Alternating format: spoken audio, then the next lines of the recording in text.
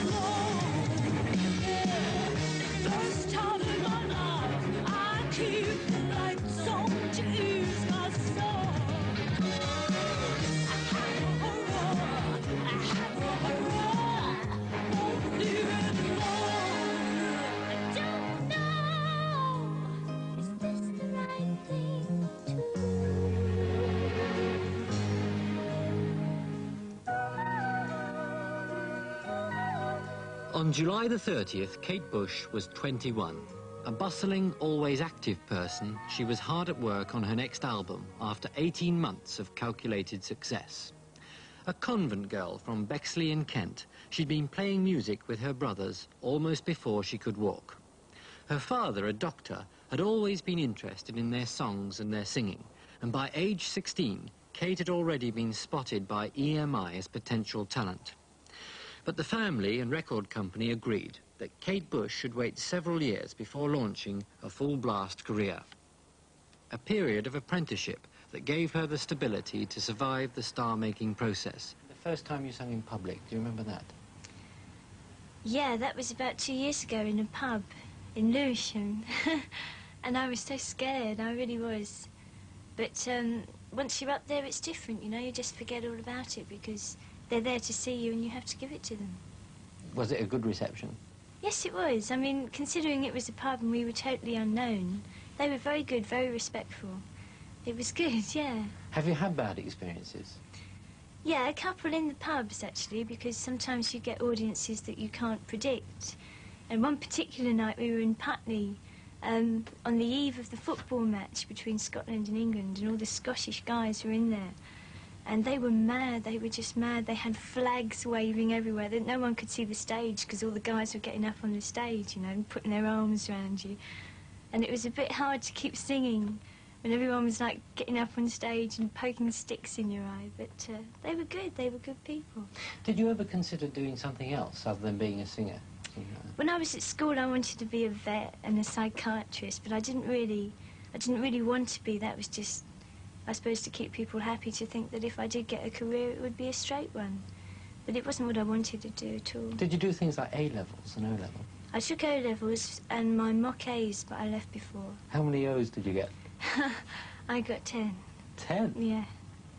They must have been disappointed when you went off to sing. I don't think so, no. I think they thought I was a bit foolish. But I thought it was right. Was there one day when you decided, that's it, I'm going to be a singer, I'm going to make that a career? Yes, there was. I didn't think there would have been, but one day I was with a friend in a park and I just knew that was what I wanted to do. I had to leave school and I had to do it. And I'm very glad I did. In early January this year, Kate Bush had never performed before an important live audience. She had several successful singles to her name, a couple of albums in the charts, a string of TV appearances, but in a sense she was a media singer. When she took the decision to go on tour, no one doubted how important it could prove to her career. Because most live artists make their mistakes either in private or before a very small audience. Tonight, here at the Liverpool Empire, Kate Bush starts at the top, before several thousand. She can't afford to fail. We're all alone on the stage tonight. The planning started in earnest 3 months ago. A series of corridor discussions led to phone calls and then a production meeting. Time, space and even furniture can never be found. And most of the early and therefore important decisions were taken where people just ended up. Sometimes in the back room of a friend of a friend. Has anyone spoken to the Musicians Union about this? Or PRS? No, the MU. Did anybody mention it to the MU? No. Not specifically, no. Because I have had instances before with people using tapes where the MU have picked up on it. You've re-recorded the backtrack with the band. Yeah, but You are re-recording. We are re-recording it. There's no agency for tour personnel. It's who you know and, more important, who's available. Altogether, the tour would employ 40 people. While the production team was still coming together, Kate Bush was working on her dancing.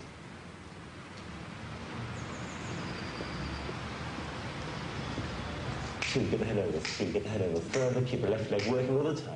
And up. 2, 3, 4, 5. Right in front of the mouth, stretch, stretch, and down. Now to up again.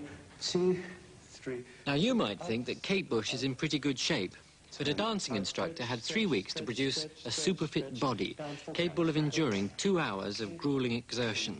4, and side out. 2, change in, and 1. A doctor's daughter, not yet 21, with all the pressures of a £200,000 tour on her shoulders, selecting and rejecting the best advice she could find and buy. And center, and out. Okay. One of our problems is that Kate is dancing better and better. I mean, I'm teaching her, and she's working. It's incredible how far she's got. I wouldn't have thought it was possible. And the problem now is that she's getting so good at dancing that it's going to be hard to keep her from dancing so that she can sing properly.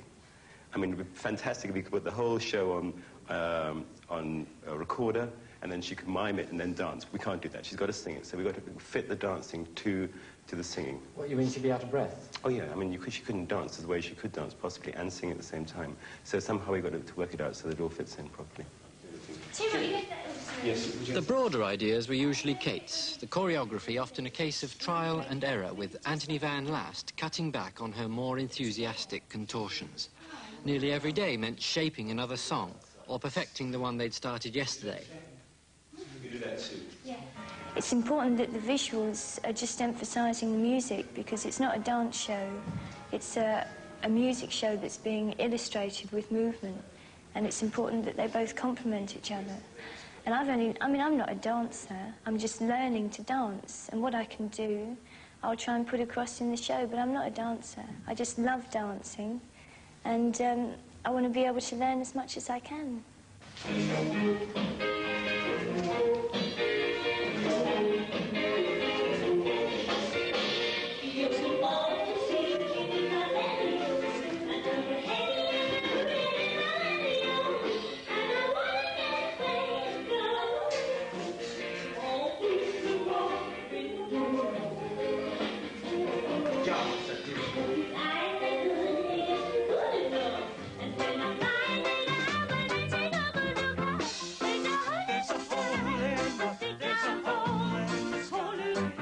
Every lunchtime, after leaving her dancing practice, physically drained, she'd drive across the Thames to Greenwich to rehearse the music.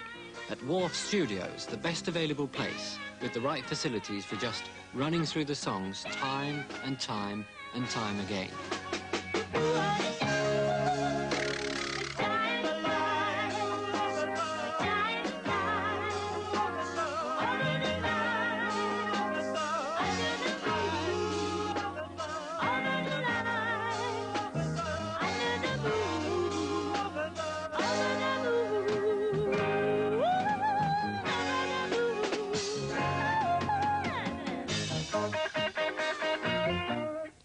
However many times they'd tried it before, they still kept going until it was perfect every time. Whereas with the dancing, she was still uncertain and happy to listen, with the music, Kate Bush knew exactly what she wanted. A tight, punchy sound, if anything, better than the record. We're not just reproducing the albums here, I mean, when you're a band, you have your own identity, and if you're just reproducing albums, there's not much point in having a band, I mean, you might as well just play the album. Does she ever lose her temper with you? No, I mean, do you ever lose your temper with it? Me? Lose my temper? No. Come on, let's get on with it.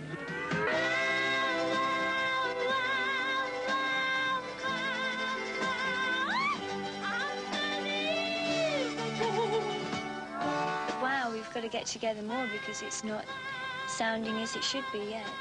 It's not tight enough. They have to be tight. And especially the fact that we're going to be doing movement to the music has to be very, very together and precise. And that's what we're trying to achieve. You know it's not for real. He just holds his breath. I think the main reason why they listen to me is because I'm paying the wages and that it's my music. And I think they have enough respect for me, I hope, not to turn around and say, you don't know what you're talking about. How much like the record will your music finally be in the concert?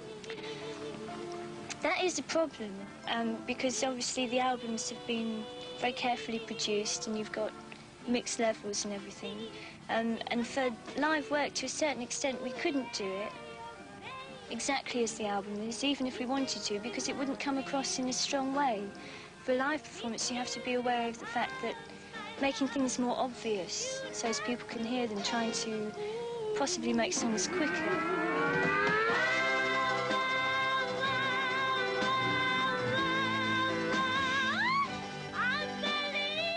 It was a combination of strong personality and discipline that kept Kate Bush in control of 8 accomplished musicians, some of them playing professionally while she was still at school.